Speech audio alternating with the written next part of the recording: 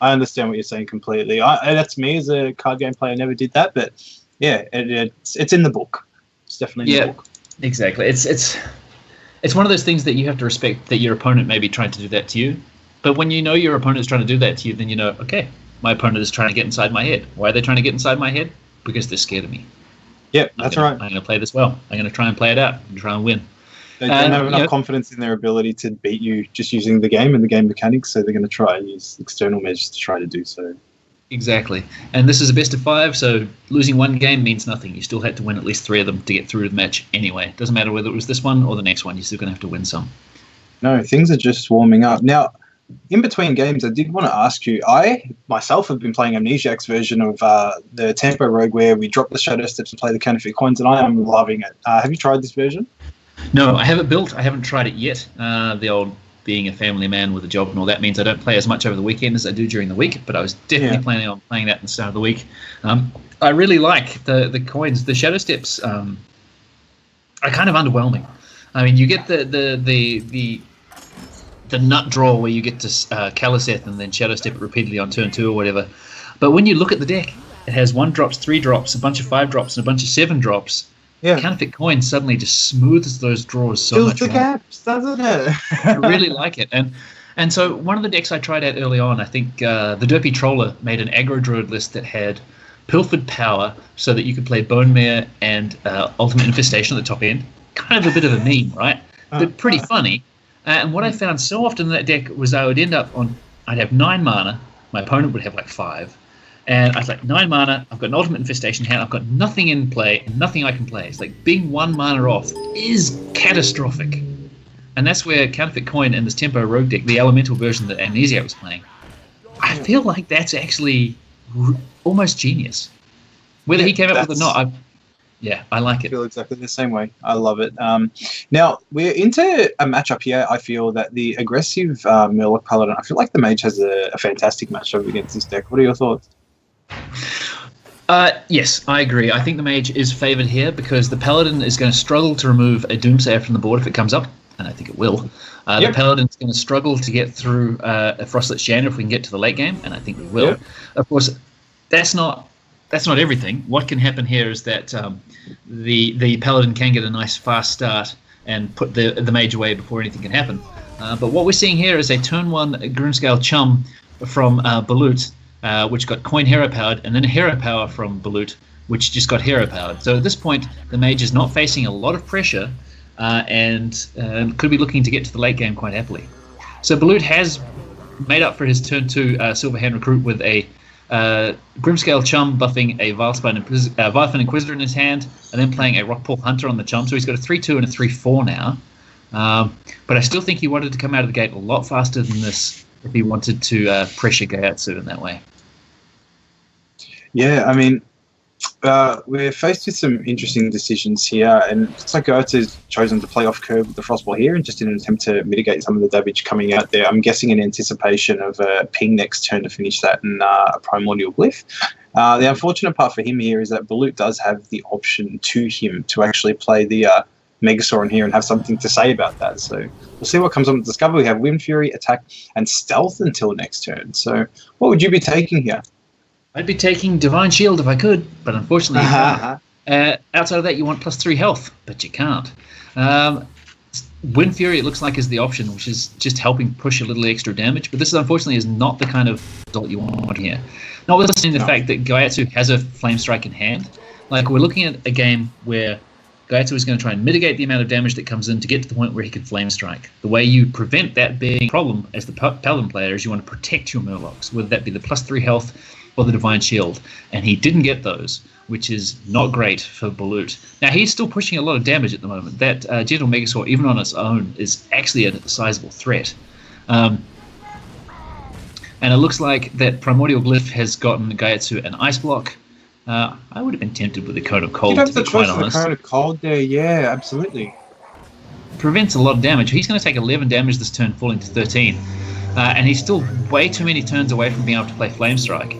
Even though you didn't get the desirable outcome from the Gentle Megasaur, I think Gyatso's draw is just too slow to be able to stem this flow. I mean, what we're looking at is that next turn there will be an Ice Block for 1 mana and a Medivh's Valet, probably taking out the Wind Fury Grimscale Chum, and then maybe a Hero Power on something else. But it's just not fast enough. You're not going to get to the Flame Strike in time. No, I think it was a potential misstep here, and I think not taking the Eye for an Eye there from Bullutte's end is a potential misstep as well, to be completely honest. Seeing how much pressure you're putting onto the board here, how I was going to say, is. You may have misread that. He didn't take an Eye for an Eye, he took a Redemption. Yeah, sorry. I wanted him to take the Eye for an Eye. That's what I'm supposed to say. Yeah, gotcha. Yeah, I don't know. I like Redemption for pushing pressure when your opponent doesn't appear to be doing too much. 2 Medivh's Valet is a pretty solid turn. And getting the Blessing Kings off the top is pretty good too, but like at this point you're really, really looking at maybe letting the Mage stabilize, and then at that point you want the Eye for Eye to try and kill them through the Ice Block. It is difficult to set that up. You need to be able to kill them at 1 life with the Ice Block, but I don't know, it seems to have worked out. A Blessing Kings off the top has provided Bullutte with enough pressure that he has now popped the Ice Block going to Gyatso's 6th turn, and that's pretty solid.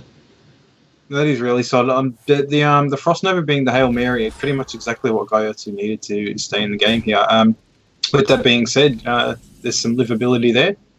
He has the option of potentially Flame Striking next turn as well. So the Rallying Blade to push right through here, I'm guessing Bullutte's assuming that it was an Ice Block that's down there. A bit of a sequencing error there, not playing the Righteous Protector first, but again... A bit. I guess he had the blinkers on for the Ice Block proc here, but... ends up being an Ice Barrier. So we do see a small opportunity and a small window here for Gyatso to possibly get back into the game here with the Flame Strike. Yeah, I think Gyatso is clearing the board, and that's a huge turn.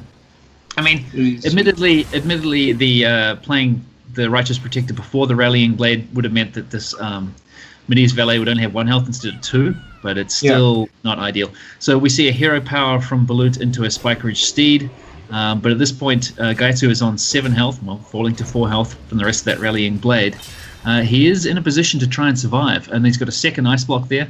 What he doesn't have is any way to refill his life total after this, so I think that's what he's digging for now with the Arcade Intellect. Oh, he's found it. And there's Alexstrasza. So he gets to play the Ice Block. No better card to do it. No, exactly. He gets to play the Ice Block, he gets to play a Doomsayer, he gets to attack his Medivh's Valet into the Steed, because I guess... it looks like Bullutte doesn't have a way of killing the Ice Block, the Ice Block or the Doomsayer, which is interesting. He is going to pop the Ice Block, which he probably thinks is enough. And what's going to happen is the Doomsayer is going to kill the Silverhand Recruit, and he'll still get a Stegodon out of it, and he's probably feeling pretty good about that. But the fact that Gyatso is going to reset his life total to 15 with the Alexstrasza is, I think, really backbreaking. Because Bullutte is only going to have a 2/6. He's got a Wicked Flame Burn Bristle in hand, but that's not exactly the best turn 10 play when your opponent has just landed an 8/8. Yeah, this is absolutely huge for Gyatso there. The Alex healing him back up to 15. This is exactly what you want as the Mage, and this is where the Mage turns the corner and becomes not so much the aggressor in the matchup, but has adequate health to deal... Yeah, the controller. Yeah, the adequate health to deal with the threats coming out from the Paladin and sitting behind some substantial minions and stuff now. So looking very comfortable here. Yep. I think the key draws for Gyatso here are the fact that he has a Blizzard in hand and has drawn a Frost Nova off the top. So he's just shutting Bullutte out from having any draws that allow him to steal a win before Gyatso can take control of the game overall. So that Blizzard was fantastic. We see Gyatso... The Bone Mare pickup, yeah. Yeah, it's reasonable. Like Bone Mare on Wicked Flame Burn Bristle is just the right size, because Alex will have to trade with that. But even then, he can just hero. Here we go. He's just drawn a 2nd Doomsayer to go with the Frost Nova, and that's just a way of shutting things out. He's got this another Ice Block in hand. So surely he's going to play the Frost Nova, right? Surely you don't get greedy with this. No, I don't dislike this. So Bullutte has no cards in hand. Well, he's played the Frost Nova and the Ice Block. I was going to say Bullutte has no cards in hand and only a 5/5 in play, which means he has to draw a Blessing of Kings or a Spike Ridge Steed off the top or a weapon. And he's already played at least one of each of all of those. So in order to make the Doomsayer go off, he doesn't really need to do very much. Now we can see how Bullutte has not drawn any of those cards, so that was going to pay off. But I guess if you were thinking about it, there are ways that you can get punished, and that is by letting him try and draw one of those things. So I guess the Frost Nova is the safety valve, just to make sure. We see an Arcane Intellect off the top. We see a Skulking Geist, which will probably get nothing. Let's see. Yep, Skulking Geist got nothing. And that's fine. We're just putting a 4/6 on the board, which is going to be just enough. The only thing Bullutte has here is a Vilepin Inquisitor and a Murloc Tidecall. Please hero power first. There we go. There we go, yes. And unfortunately, we just got a Baron Geddon for Gyatso to clear all of this out. This is going to get ugly. Yeah, Baron Geddon putting, I'd say, the fifth nail in the coffin out of 6, yeah. Yeah. Yeah, and look at the Yogg-Saron on for the Robins. For a second, I thought he was slamming the Yogg-Saron. I thought this was definitely just to ping the 1/3 Baron Geddon turn and just go face so did I. Well, surely you don't want to be trading 4 damage into a 1/3, or maybe you're not doing it at all. Don't know, but he's. Yeah, I'm also with you that I was not 100% happy with this play, but Primordial Glyph into Spellbreaker does at least prevent a Spikeridge Steed from ruining your day. Not that I thought it was a problem. No, neither did I. Because I thought they'd be just hero powering into a Spikeridge Steed and not getting to attack with it. But well, the Geddon setup's still equally good here, except your Geist now dies. Yeah, exactly. The Blizzard I don't see the need to use the freeze here, though. I mean, I think I would still have Geddon on the board and just start closing out the game. Yeah, me too. I absolutely... I guess the fear here for Gyatso is that Geddon is going to do too much damage to him. But I don't think that's a legitimate fear. God, blessing of Kings off the top. I don't think... to come clutch here. Oh, he doesn't see it. He just conceded instead. Yeah, I think Baron Geddon was a better play there. It would not have killed him before it would have killed Bullutte. But the outcome was that anyway, so that's all right. We see Gyatso's Mage deck now not even skipping a beat, taking another victory and another victim in this series. Obviously, with Mr. Lego's draw there before. It's a really cool deck, just the Control Mage. Just sit back, go through a couple ice blocks, heal yourself back up, hopefully float into Jaina. Yeah, Alex, Geddon, whatever you like. It's a really cool deck. I'm a big fan of it. It's a shame I can't play it much on ladder because I get farmed by Priest, but that's another story. Yeah, the one time I tried to play it last week, I was like, I just hit a rank floor. Let's just change it up for a moment. And I played the Control Mate deck, and I was like, a Priest. I cannot see how I win this. It's just not good because what happens is you can get control of the game, you can kill all of their minions, and you can gain some health, but they can still do 30 to you in one turn with Prophet Velen and Mind Blast and things like that. It's not terrific. No, not at all. So, it is what it is, but fun nonetheless. Probably my Jaina, probably my favorite last night. Definitely. All right, we have a Paladin on Paladin mirror match here, but I think I see some differences. It looks like Gyatso is going with the build that has Curator and Corpse Taker and a few different Wind Furies and things like that, whereas, as we know, Bullutte's is a lot more straightforward. Yeah, and the Skulking Geist in there as well for Gyatso, so he's really going for the head of J-Druids today. Well, seeing that while Pyromancer draws the first card for Gyatso tells me that this is not just Murloc Paladin he's playing, but it's more mid-range to control Paladin, perhaps. Yeah, and he's still got Corpse Takers in there as well. That's interesting. Well, You've got to wonder about that. And a Rag Lightlord to boot.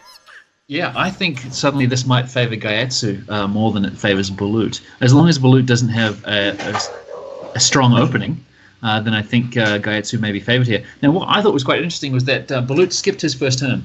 He didn't Grimscale Chum because he had no Murlocs in hand, and he didn't just run out the Righteous Protector either. I wonder if he's, I don't want to say greedy with the Chum waiting for a Murloc, or whether he's just planning on setting up a Great Sunkeeper Tarium turn sometime down the line. I wonder why you wouldn't play the Righteous Protector, though. Yeah, I think that's the greedy part. Like, I can see not playing the Chum because your opponent just hero powers into it and you've got no way to protect it. But the Protector at least soaks up a lot of mana from your opponent before it goes away. So it gives you time. Seeing as your hand is so dead, it gives you time to maybe get some of his later turns as well. I mean, what I'm thinking, he must be thinking that the Righteous Protector coin Sunkeeper Tarium is what he wants to do on turn 6. Like, I'm thinking that he's thinking that's how he gets back into this game. But seeing the Stonehill Defender on turn 3 from Gyatso, I think Bullutte's going, I'm not playing the same matchup I thought I was. The alarm bells would be going off at this point because you're lost on board and you're the aggressive deck here, and you're just going to be like, well, this is going to be a difficult game. Yeah, so it looks like he's going with Righteous Protector coin into the Rallying Blade he just drew, which is it's not really that spectacular. No. You can put 3 damage onto that Stonehill Defender, but it's going to come back to take the shield off the Righteous Protector, and then the rest of that Hydrologist will just finish it. So, Fair enough. And I mean, if Gyatso manages to spike a getaway Kodo off this Hydrologist here, I think he's going to be in a pretty insane spot moving forward. I agree. Should he so choose? Oh, there's Wicker Flame into Redemption as well. That completely. That'll do nicely. When I talked about Righteous Protector being fantastic with Redemption, Wicker Flame Burn Bristle was just a little bit better. Just a tiny. And yes, unfortunately, Bullutte does not have a hero power that does 1 damage to Wicker Flame Burn Bristle, so that Divine Shield's going to come off the hard way. There's Grimscale Chum buffing the Vilespin Inquisitor, and then probably a hero power putting out a Murloc, I'm guessing, because there's not much else you can do. But I think this game is going exactly how Gyatso wants it to, and not how Bullutte wants it to. Yeah, absolutely. There's a few different options here, and you got to wonder if you are going to throw out, say, a proactive Doomsayer. You've got to wonder what turn you're going to be throwing it out. What you're going to be playing alongside it. Well, that's the thing, is the longer you let the game go on, the less impact the Doomsayer is going to have. Unless, for example, you save it for after a quality Pyromancer or something like that. Like you clear the board and then drop the Doomsayer so that you're rebuying the initiative for yourself. But I like his play here of just running out the Doomsayer, then using Wicker Flame's Divine Shield to take out the Grimscale Chum. That means that technically Bullutte is 1 damage off being able to take out the Doomsayer. But unfortunately, Bullutte has a Spellbreaker in play. Coming in clutch again, this Spellbreaker. It's pretty solid. And it looks like the Vilespin Inquisitor is going to take out Wicker Flame. Oh, perhaps a bit of an error on the attack here. Now we can't kill the Wicker Flame completely. Yeah, that is pretty bad. So I think what he was doing there actually was he was attacking with the 1/1 to see if it was Noble Sacrifice. Wasn't Noble Sacrifice, then he gets to attack into Wicker Flame Burn Bristle with the Vilespin Inquisitor. Unfortunately, it was Redemption, so it brings it back. Surely the 2/4 is better to do that though for the test or the weapon rather than the 1/1, because if it's not Noble Sac. What I think he's thinking there is that he gets to attack him with the 1/1 to take out Noble Sacrifice. Then the Vilespin Inquisitor finishes Wicker Flame Burn Bristle, and then his weapon takes out the Hydrologist. Whereas if you lead your attack with one of the 2 or 3 attacks, then you don't get to take out the Hydrologist as well. And given that your opponent is going to turn 6, I think he's thought, I have to risk that it's not Redemption, otherwise I'm going to let my opponent go into turn 6 with a minion. Now, there's a Doomsayer there, a silent Doomsayer that's not going to go off. If you wanted something to land a Spiker Steed on, I think a 0/7 is quite happily going to be the one you want to drop it on. So it's not like he can prevent him Spiker Steeding or anything like that. So I think Bullutte was in an awkward position. I think realistically, Bullutte probably wanted to save that Spellbreaker for when a Spiker Steed did come down. I'm not sure I would have seen this play myself, but I think what might have been better was just letting the Doomsayer go off. Seeing as you have 2 Spikeridge Steeds in hand and a Sunkeeper Tarim, you'd be thinking maybe you want to go long. But I don't know. I think this game is definitely getting away from Bullutte, and it has been from very early on. Sure, and I like that. I can tell halfway through this turn, Gyatso didn't particularly like or want to follow through with the Pyromancer line, but I think it will end up being a good choice. Kind of went through halfway through the turn and then went, oh, yeah, I have to Pyro and nuke my dude now and play a 1/1. But I still think it's good. Keeping the board clean moving into turn 6 is what you want to do. Into the Curator turn is going to be absolutely massive, and I'm assuming you're going to be picking up things like Primordial Drake, off the Curator. So it just looks like this game is almost one and done. Yeah, I think so too. And I agree that this, like when you see your Murloc Paladin opponent open so slowly as he did, you've got to assume that there are things like Tarim and Spikeridge Steed in hand. That's when you realize I kind of need to clear this board. And it looks like it's working out quite nicely because, as you said, here comes the Curator. Oh, Kodo, I love it. Yeah, Stampeding Kodo and Primordial Drake. Of course, there are no Hydrologists left, but I think you're okay at this point. Just having the 4/6 in play, and of course a battle platform Doomsayer ready to pick up any Spikeridge Steeds you draw. I think Gyatso is feeling pretty good about his chances right now. The Murloc Paladin not playing anything. He knows that there's big stuff in hand. He might be suspecting there's a Tyrian coming down, but even then, that's when your own Sunkeeper Tarim can do nasty things. Instead, we see War Leader and Megasaur. Oh, there are no good options here. I think you take the Poisonous, even though at this point I think the Curator is going to be happy just to eat the Hydrologist and then just sit there with 1 health, taunting off the Completely. Okay. I actually really like the Eldor Kodo here. Just take the board. Yeah. You have to read that fantastic. Bullutte deck. So by virtue of being Murloc Paladin, doesn't have a quality Consecrate clears. So why not go wide? Yep. It's set up perfectly. Hydrologist, I'm guessing, into Spike Ridge Steed here. I think I would have been happy with a Hero Power into Spike Ridge Steed, to be quite honest. Like, you're not stopping them killing the steeded minion. You may as well not invest too much into it. Oh well, we'll see. These secrets aren't especially compelling. Repentance, Redemption, and Getaway Kodo. I mean, at this point... nothing that would have changed the course of what's going on, I agree. Yeah. Like, Kodo is great, but Gyatso has the board and has the minion advantage here that, you getting back a minion and getting to play it again is not terrific. Gyatso getting excited and almost forgetting to hero power there before the Sunkeeper to him. This is going to be one of those things where you got to hope that Gyatso has the volume up on his computer so that when he attacks with that Doomsayer, he gets to hear the voiceover saying, "Did I miss it?" Doesn't happen very often, but when Doomsayer goes off, he says, "I knew it," or whatever it is. And when he attacks, it's like, "Did I miss it?" Because it should never really be able to attack.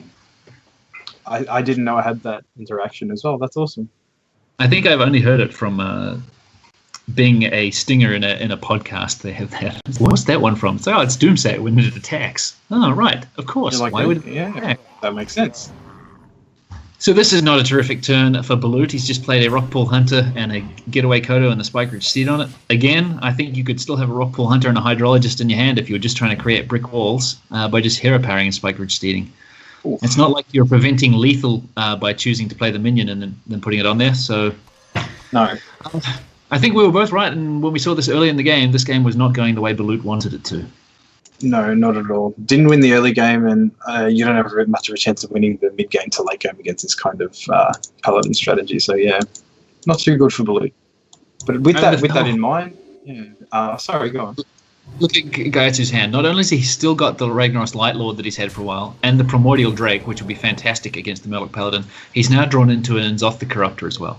Now, N'Zoth's not going to do anything, but what that tells you is that the late game belongs to Gyatso. Like, yes. Bullutte is not coming back in this one. If there was ever any doubts. Now, so I think currently in this series, MonkGyatso is up 2-1, so this game is looking to close out the actual series in its entirety. Well, there you go. It's a shame for Bullutte. There goes the hero power. Nope, he's just playing Rockpool Hunter into Bone Mare. So this is what we were talking about last series we were watching. It just seems like Bullutte is playing not to lose. Yeah. But all that does is mean that you lose a few turns later than before, as opposed to maybe trying to consider figuring out how you can set up a swing turn to win.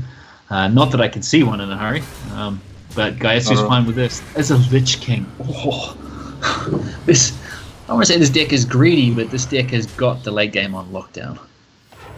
Yeah, I mean, look, rather than greedy, let's just call it one of the most cool decks. That's what we're going to call it, because this deck is awesome. Lich King, N'Zoth. I love me some N'Zoth. Oh, this is fantastic.